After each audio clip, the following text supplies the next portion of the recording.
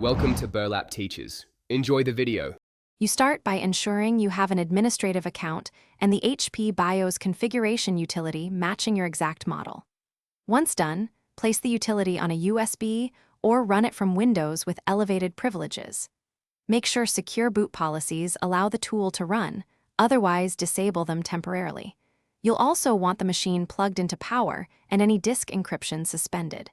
With those prerequisites satisfied, open an elevated command, prompt and navigate to the BCU folder to begin. You export current BIOS values using the BCU. exe/get current txt command so you have a reference. Then edit that text file to change only supported entries, do not invent keys, use exact option names as shown.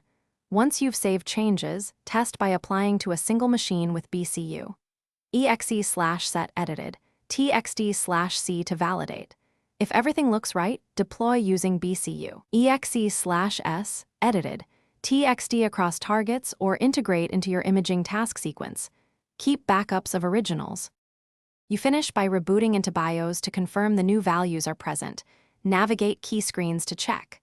Once verified, re-enable secure boot or disk encryption you disabled earlier and confirm system boots normally. If something went wrong, use the original exported file with BCU.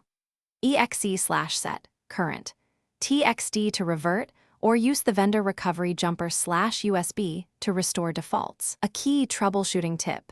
If changes fail silently, check UEFI firmware version compatibility and update firmware before retrying. Thanks for watching. Consider subscribing if this video helped you.